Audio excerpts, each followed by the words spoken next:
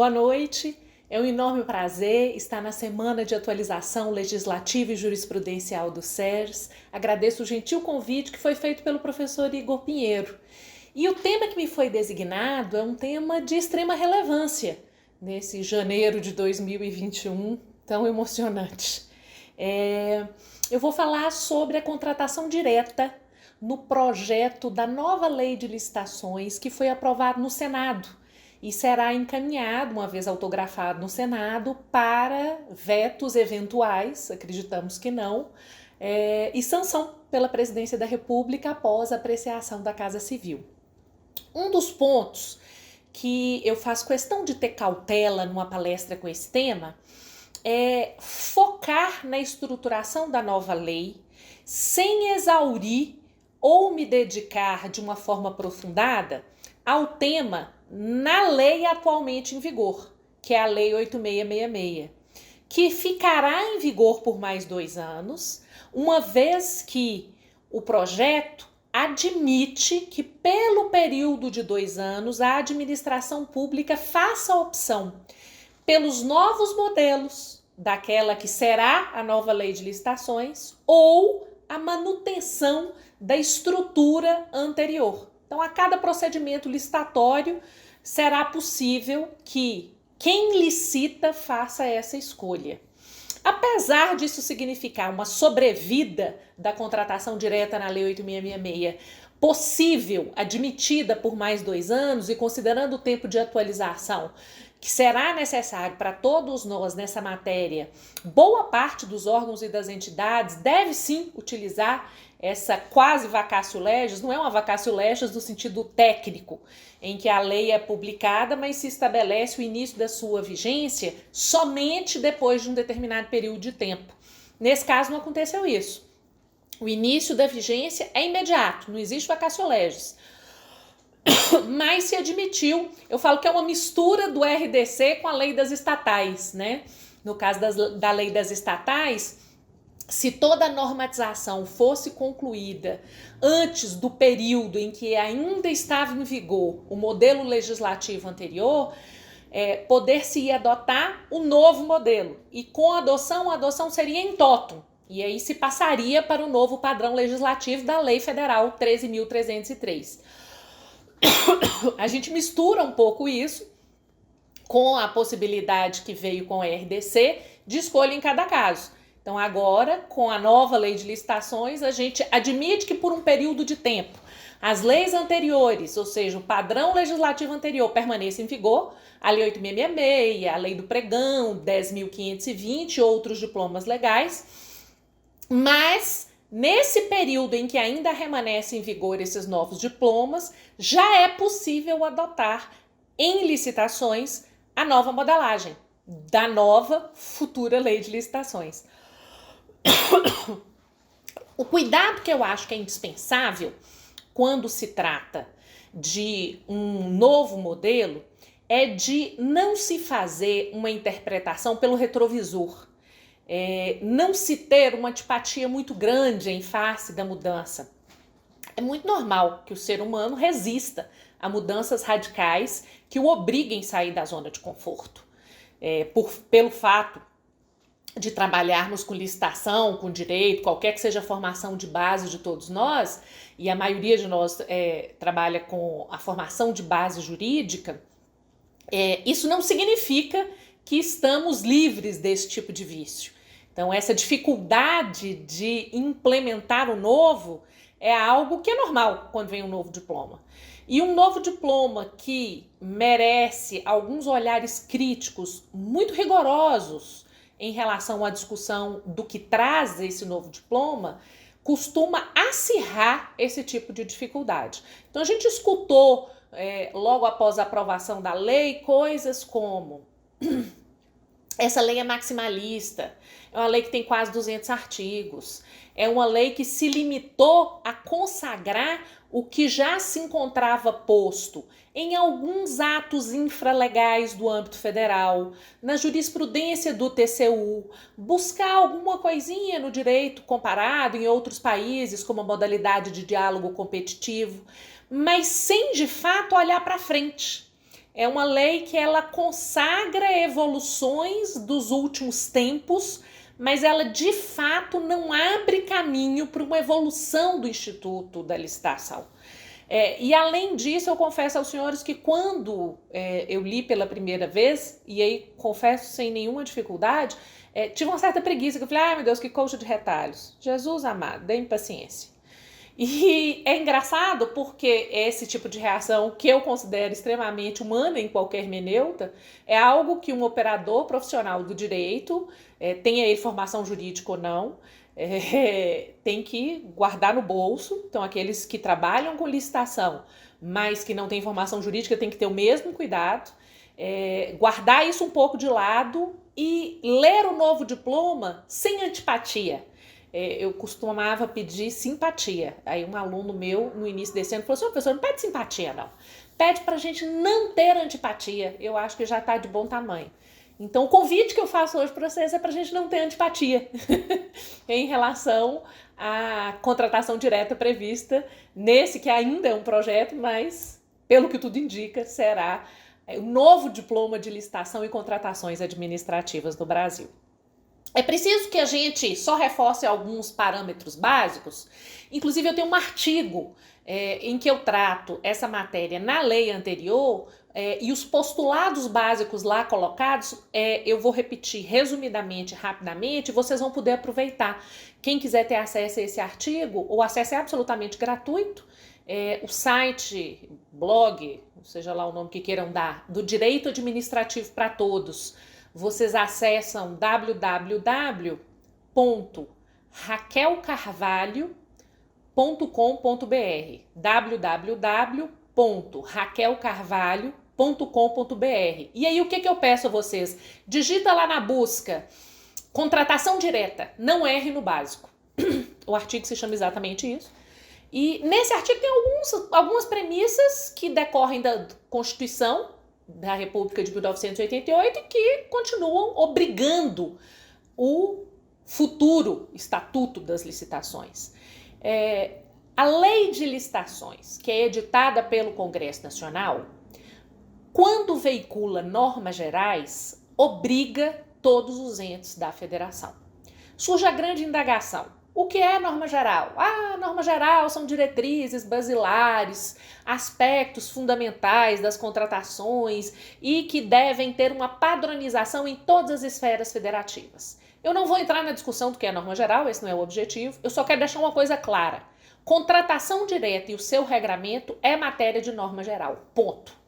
Então, o que a gente vai tratar aqui hoje é algo que, estando em lei federal, se considera de âmbito nacional. O que significa isso? Estando numa lei que foi aprovada pelo Congresso Nacional, que passou pela Câmara de Deputados, que passou pelo Senado, esse projetar normativo do Poder Legislativo Federal não vincula só a União, vincula todos os níveis da federação. Por isso que se fala de âmbito nacional.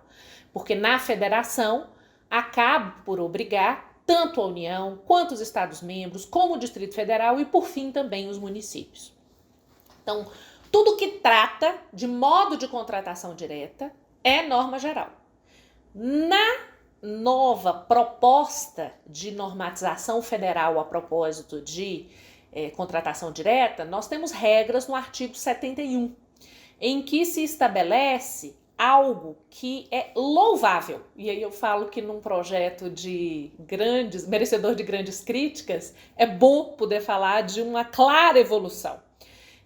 Se estabelece que o processo de contratação direta, em caso de dispensa e de inexigibilidade de licitação, que são as modalidades de contratação direta, tem que ser instruído com determinados documentos. Isso é extremamente positivo porque a regra do estatuto anterior, que era o artigo 26, que estabelecia procedimento, documento necessariamente presente, assim, da forma mais positiva que vocês conseguirem imaginar que eu alcanço a qualificação, é de cretina, porque era um dispositivo que não resolvia muito a vida. E agora se estabelece que a contratação direta nos casos de dispensa e inexigibilidade deverá ser instruída com documentos e documentos que reproduzem aquilo que na prática já se faz e que já se fazia com base no que a doutrina e a jurisprudência dos tribunais de contas, não afastada pela jurisprudência dos tribunais do Poder Judiciário, ratificavam e entendiam como absolutamente necessário e que realmente é lógico diante do sistema licitatório. Tem alguns aspectos que a gente precisa frisar, que a administração, para conseguir bens, serviços em face de um determinado mercado, então para ela fazer compras, para ela realizar obras, para ela realizar serviços, ela precisa de um contrato, um acordo de vontades, muitas vezes, porque ela não tem estrutura própria interna. Esse contrato, de acordo com a Constituição, deve ser precedido de procedimento licitatório, ressalvadas as hipóteses excepcionais à obviedade. A licitação, ela é um procedimento que antecede o contrato administrativo como regra, e como regra ela permite que a administração selecione aquele que será o negócio mais vantajoso, com um tratamento isonômico, permitindo um desenvolvimento nacional sustentável, permitindo a realização de políticas públicas. É muito claro hoje que a licitação, da forma como vem no projeto, ela cada vez vem menos fundada no binômio só tratamento isonômico dos interessados, negócio vantajoso, e vem mais como um instrumento de política pública. Você vê desde proibição de que participe na licitação quem tem trabalho escravo, a necessidade de ações afirmativas as mais diversas possíveis, solidificação de ações afirmativas com microempresas, antes tratadas na Lei Complementar 123, não vou nem entrar na discussão a respeito de lei não complementar, alterar lei complementar, vou de fato pular essa parte, mas o projeto aprovado no Senado, e que acreditamos na sua quase totalidade será o novo Estatuto de Licitações, é um projeto que claramente transforma a licitação em um instrumento de realização de política pública. A questão em determinadas situações, ou o mundo real evidencia que licitar de acordo com as modalidades previstas nesse estatuto, infiere, em vias de ser, não conduz ao atingimento do interesse público, não é algo possível, não é algo viável, ou a lei, e aqui é a lei federal de âmbito nacional, o Congresso Nacional, no exercício da competência, que é privativa da União, de editar normas gerais de licitação, escolhe situações em virtude de uma escolha de política legislativa, para que aquela situação seja uma situação em que há a possibilidade de não se fazer licitação pela modalidade, por uma das modalidades previstas no Estatuto, admitindo-se uma contratação direta, que é a hipótese de dispensa de licitação. O projeto, ele trabalha a ideia de inexigibilidade com base na mesma premissa conceitual que é tradição no direito administrativo brasileiro. Há inexigibilidade de licitação quando a competição é inviável. Isso é o que o projeto traz e mantém. Em relação à dispensa de licitação, há uma intenção quase alcançada de se superar uma diferença que parte da doutrina fazia entre licitação dispensável e dispensada. A licitação dispensada seria para os casos de alienação de imóveis. E a licitação dispensável seriam situações que no estatuto anterior estava no artigo 24. Por que no novo projeto a gente fala que isso foi superado? Porque, primeiro, se coloca o que antes era licitação dispensada junto com a licitação dispensável em dispositivos sequenciais. Mais do que isso, não se coloca em relação à alienação de imóveis que a licitação está dispensada, se fala que está admitida a dispensa em relação aos imóveis. É verdade que esse cuidado não se teve em relação aos móveis, para alienação de bens móveis, mas se teve em relação aos imóveis. E uma parte da doutrina já afirmava que não era o caso de se fazer essa diferença entre licitação dispensável e dispensada. Então, hoje, basicamente, e pela própria redação do caput do artigo 71 do projeto, a gente tem muito claro que a contratação direta se dá nos casos de dispensa e inexigibilidade. A dispensa, nas situações que são previstas sequencialmente relativas a contratações de pequeno valor, a especificidades do objeto, a como se faz quando tem uma licitação deserta ou fracassada, e também nos casos de alienação de imóveis respeitado efetivamente o regramento que sequencialmente está no dispositivo legal. Independentemente se se trata de inexigibilidade ou de dispensa, há algo extremamente positivo que é, no mínimo, definir os instrumentos que tem que constar do procedimento, porque isso a gente não tinha e é extremamente positivo que se tenha.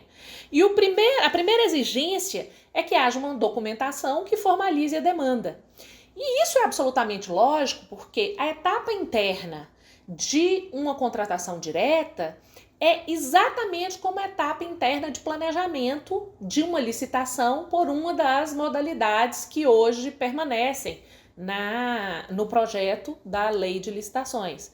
Então, a etapa interna, se se trata de uma concorrência, de um pregão, de um leilão, de um concurso, de um diálogo competitivo, é a mesma. É preciso que, em primeiro plano, você faça uma formalização da demanda. Eu tenho que saber o que eu vou contratar. Se eu não souber o que eu vou contratar, eu não consigo ir adiante. E o projeto de lei fala, e se for o caso, a matriz de riscos, o estudo técnico preliminar, projeto básico, termo de referência e projeto executivo. E aí eu gostaria de abrir alguns parênteses para a gente trabalhar, porque a lei estabelece que essa documentação ela é essencial, mas coloca, se for o caso, estudo preliminar, análise de riscos, termo de referência, projeto básico e projeto executivo. Eu queria muito que a gente compreendesse esse se for o caso. Por quê? Porque a fase preparatória da licitação é a mesma da fase preparatória de contratação direta. E ela tem regramento no projeto, no artigo 18, que fala que essa fase preparatória, ela deve abordar. É óbvio que há uma série de regramentos ali no meio, eu tô pegando só o que interessa, tá? Ela deve abordar todas as considerações técnicas, mercadológicas e de gestão que podem interferir na contratação. Compreendidos. Não estabelece como faculdade. Ela fala que a fase preparatória deve abordar essas considerações compreendidos. Ou seja, aquele, se for o caso, para contratação direta em relação a estudo técnico preliminar, que é o inciso 1º do artigo 18, e em relação à análise dos riscos, que é o inciso 10º do artigo 18, não é faculdade, é obrigatoriedade. E aí o que estabelece? A descrição da necessidade da contratação em estudo técnico preliminar que caracterize o interesse público específico. O estudo técnico preliminar, ele não só é definido no artigo 6º do projeto, assim como ele tem os seus elementos essenciais fixados no parágrafo 1º desse artigo 18. E aí é preciso que a gente entenda que ele é o instrumento a partir do qual você delineia a necessidade que vem pela frente. Ele vem antes de qualquer outra coisa. Ele vem antes de projeto básico, de termo referencial, de projeto executivo, até nos casos em que há anteprojeto para definir como é que você faz o projeto sequencialmente. Antes do anteprojeto vem o estudo técnico preliminar, porque é ele que define, na primeira etapa de planejamento, qual é o interesse público envolvido. É ele que define naquela contratação qual é a melhor solução. E por isso ele vai dar rumo ao anteprojeto, ao termo de referência e ao projeto básico. Se a gente olhar lá no inciso 20 do artigo 6º, é exatamente isso que está colocado. E no parágrafo 1º do artigo 18, se estabelece que ele evidencia o problema a ser resolvido, qual é a melhor solução para permitir uma avaliação da viabilidade técnica e econômica da contratação. É mais ou menos assim, por que você está querendo isso mesmo? Qual é a situação? Você está querendo esse bem por quê? Ou você quer esse serviço, mas essa é a solução melhor para atender a demanda administrativa? Se você define o que você quer e qual é a melhor solução, você consegue evidenciar se há uma viabilidade naquela contratação, técnica, econômica e de outras naturezas.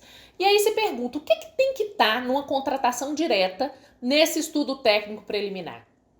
Se a gente examinar as regras do artigo 18, a partir dos incisos do parágrafo 1º, tem algumas coisas que necessariamente devem estar em qualquer estudo técnico preliminar. Primeiro, a necessidade da contratação. Sabe a história de saber qual é o problema? Você sabe qual é o problema, você sabe por que você precisa da contratação. E isso é absolutamente indispensável sob o ponto de vista do interesse público. Segundo, estimativa de quantidades. Você tem que saber quanto de contratação que você quer. Você vai precisar de memória de cálculo, documentos que sirvam para fazer essa avaliação. Avaliação se cabe contratação de escala, se não cabe contratação de escala. Verificar se tem contratações semelhantes. Estuda no estudo técnico preliminar. Além disso, estimar o valor da contratação. E aí eu vou abrir um parênteses daqui um pouquinho, porque no próprio artigo 71, eles falam de estimativa da despesa e de como que se faz o cálculo, e é absolutamente essencial que a gente faça essa estimativa da forma como o próprio projeto, que, se tudo der certo, será a nova lei, estabelece. Além disso, justificativa de parcelamento ou não da solução. Um dos aspectos mais controversos quando se trata de contratar diretamente ou não, aí, é saber se cabe parcelar ou não. Então, é preciso que se justifique do ponto de vista da economicidade, de ganho de escala, dos próprios critérios que a lei traz, se cabe parcelamento ou não, e justificar isso já no estudo técnico preliminar. E, além disso, concluir se é adequado contratar para atender a necessidade. Esses elementos são indispensáveis e basta ler o parágrafo 2º para descobrir isso. E as pessoas falam, Raquel, mas são só essas possibilidades do estudo técnico preliminar para a Constituição? Na verdade, não. A gente ainda tem como possibilidade de conteúdo requisitos da contratação, demonstração que está previsto no plano anual de contratação. É óbvio que nem tudo vai estar. Por exemplo, no ano de 2020 não estaria no plano anual de contratação adquirir EPIs em massa em razão de uma pandemia. Então, há situações que realmente surpreendem. É por isso que nem sempre em toda contratação você consegue fazer menção ao plano anual. Além disso, nós temos exigências como descrição da solução como um todo. Se você está comprando um bem diretamente de uma associação de deficientes, não tem solução como um todo para ser descrita. Qual é a assistência técnica? Pode ser um bem perecível que você está contratando diretamente, não tem assistência técnica nenhuma, está comprando pão diretamente pelo preço do dia. Ó, que beleza. Com base no que é dispensa de licitação prevista expressamente como hipótese de licitação dispensável. E, nesse caso, não tem que haver qualquer evidência a esse propósito. Demonstrativo dos resultados pretendidos de economicidade e melhor aproveitamento. Nem sempre isso incide em determinada realidade. Providências a serem adotadas previamente à celebração do contrato quanto à capacitação de servidores, empregados, nem sempre precisa de capacitação. Então, existem outras possibilidades relativas ao problema a ser resolvido do ponto de vista do interesse público e, a seguir, fixar as quantidades, definir o objeto, ver se vai parcelar ou não. Outras exigências que não essas podem não fazer sentido. Mas o fato é que agora a gente tem a exigência de um estudo técnico preliminar antecedente a qualquer contratação, inclusive, a meu ver, nas contratações diretas. E a gente tem também uma menção à matriz de riscos. A matriz de riscos, ela está definida no artigo 6º, inciso 27, que a define como a cláusula contratual definidora de riscos e responsabilidades entre as partes e caracterizadora de equilíbrio financeiro inicial do contrato, nos termos do ônus financeiro de eventos supervenientes, contendo algumas informações.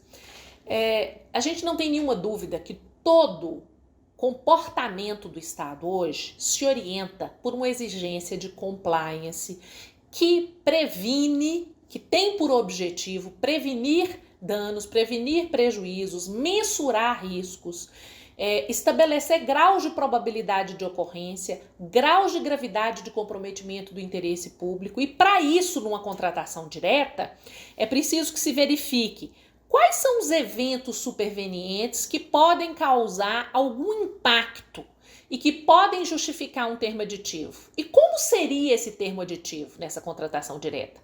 E se o termo aditivo não for cabível? E se não for possível mudar isso? Então eu tenho, por exemplo, uma situação de calamidade pública, eu firmo o contrato por 1 ano, o estatuto estabelece que não é possível prorrogação e agora expressamente nem recontratar a mesma empresa. E se acontecer algo, qual é a solução subsequente? No caso de obrigações de resultado, quais serão as soluções metodológicas ou tecnológicas que vão ser adotadas no anteprojeto e no projeto básico, no tocante a frações do objeto, para você ter mais liberdade para inovar ou não? Isso é um aspecto de matriz de risco. Qual que é a parte do objeto que vai inovar ou não, considerando a natureza de determinados objetos. E isso é preciso que esteja numa matriz de risco. No caso de obrigação de meio, é preciso estabelecer se parte do objeto admite ou não liberdade de inovação, com obrigação de aderência na execução, solução pré-definida no anteprojeto ou no projeto básico, consideradas as características do regime de execução. Veja, não importa se a obrigação é de meio de resultado, o que importa é que você tenha um olhar para o futuro. Eu tenho um antigo aluno que ele fala assim, já tirou as cartas de tarô do armário? Aí eu falo, infelizmente não acredito em tarô, mas se tivesse, tiraria, porque nem tudo é um planejamento de fato objetivo em matéria de contratação. Na verdade, é preciso sim um certo exercício de criatividade jurídica, de planejamento de tudo que pode dar errado, para que se faça uma matriz de riscos com divisão de responsabilidades que permita o estabelecimento adequado de uma equação financeira equilibrada inicialmente, para que isso de fato possa ser assegurado no futuro, né? Quando se trata de matriz de risco, a gente tem regra em relação a edital de licitação, de obras e serviços de grande vulto, obrigatoriedade no parágrafo 3º do artigo 22. Em relação à contratação direta, eu entendo que a obrigatoriedade vem lá daquela história do artigo 18 caput, que fala o que deve necessariamente constar compreendidos. E aí vem não só a necessidade do estudo técnico preliminar, como também a previsão da matriz de riscos, que tem todo o seu regramento estabelecido na própria futura lei de licitações. Em relação a termo de referência, projeto básico, projeto executivo, a gente não tem grande dificuldade. A maioria das pessoas que estudou e trabalhou com licitação, estudou termo de referência a partir do pregão, Lei 10.520, entende a diferença entre projeto básico e projeto executivo quando existem normas técnicas a partir da própria Lei 8.666. E aí vem o inciso 2º, que fala de mais exigências do procedimento da contratação direta. E coloca, é preciso estimativa de despesa. E aí, em relação à estimativa de despesa, a gente tem um dispositivo longo que estabelece regras bastante pontuais sobre como se faz a estimativa de despesa na fase de planejamento, na fase preparatória do procedimento futuro, seja uma licitação, seja uma contratação direta. E essa estimativa, no CAPT, encontra como balizamento valores praticados no mercado. Se estabelece o valor previamente estimado para a contratação deverá ser compatível com valores praticados no mercado. E aí você pode considerar valores de bancos públicos de dados a partir das quantidades a serem contratadas, observando-se se pode ter economia de escala ou não e as peculiaridades do local. Então a gente tem uma primeira base para se estabelecer a estimativa de despesa, ou seja, o que com aquela contratação eu vou gastar. No caso de serviços em geral e bens, há uma previsão de edição de regulamento. Essa regra, ela indiscutivelmente vale no âmbito federal, e esse regulamento ele vai se orientar por uma exigência que já se encontra disposta aqui neste dispositivo. O valor estimado será definido com base no melhor preço, aferido mediante utilização dos seguintes parâmetros de forma combinada ou não.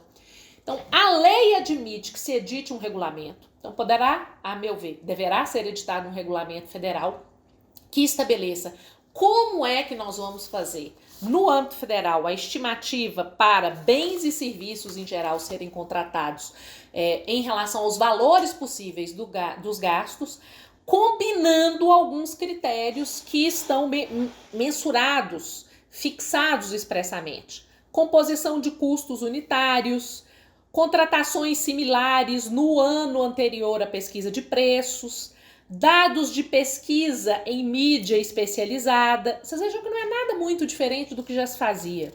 Pesquisa direta com no mínimo 3 fornecedores, mediante solicitação formal. Se não se tiver obtido orçamento com mais 6 meses de antecedência da data de divulgação do edital. Pesquisa na base nacional de notas fiscais eletrônicas. Então, algo que de forma incipiente a maioria dos órgãos já fazia e no âmbito federal já de modo estruturado, organizado e normatizado. No caso de obras e serviços de engenharia, nós estávamos falando de bens e serviços, agora obras e serviços de engenharia. Mais uma vez, se abre espaço para o regulamento, o valor vai ser estimado acrescentando BDI, o benefício de despesas indiretas, e os encargos sociais. Então, além do BDI, os encargos sociais, e se estabelecem parâmetros que devem ser observados. É engraçado que no tocante a bens e serviços, admite-se até a combinação dos critérios, mas em relação a obras e serviços de engenharia, será definido por meio de utilização de parâmetros na seguinte ordem, estabelece-se uma ordem. Composição de custos unitários do SICRO ou do SINAP, utilização de dados de pesquisa publicada em mídia especializada, contratações similares feitas um ano antes mediante pesquisa de preço e pesquisa na Base Nacional de Notas Fiscais. Como é que vocês imaginam que concluir que esses dispositivos certamente incidem no âmbito federal e possivelmente no âmbito estadual e municipal? Por quê? O parágrafo 3º estabelece que, nas contratações realizadas por municípios, estados e Distrito Federal, o valor estimado pode ser mensurado mediante o uso de outros sistemas, não necessariamente mediante o uso desses sistemas que aqui estão colocados. Nas contratações por inexigibilidade ou por dispensa, quando não for possível mensurar o valor, uma coisa assim que quase não acontece numa situação de emergência, tipo pandemia, tem que comprar vacina, a gente não sabe por quanto que vai sair a vacina. Então, neste caso, o contratado deverá comprovar previamente que os preços estão em conformidade com as contratações semelhantes. Quero saber quando não tiver contratação semelhante. Por meio da apresentação de notas fiscais emitidas para outros contratantes no período de 1 ano anterior à contratação pela administração. Vejam, é uma lei prolixa, né? É uma lei que ela busca indicar critérios de forma quase exauriente para que a gente consiga estimar o valor também da contratação direta. Isso não vale só para a contratação mediante licitação. E aí a lei ainda exige parecer jurídico e pareceres técnicos, se for o caso, que demonstrem o atendimento dos requisitos exigidos. Aí as pessoas falam assim, mas se for o caso, significa que pode não haver parecer jurídico prévio, por exemplo? Eu entendo que não se pode concluir que o parecer jurídico é dispensável. Por quê? Como regra, porque o artigo 52, parágrafo 4º, estabelece que o órgão de assessoramento jurídico da administração também realizará controle prévio de legalidade das contratações diretas. Então, contratação direta agora está submetida à avaliação de parecer jurídico.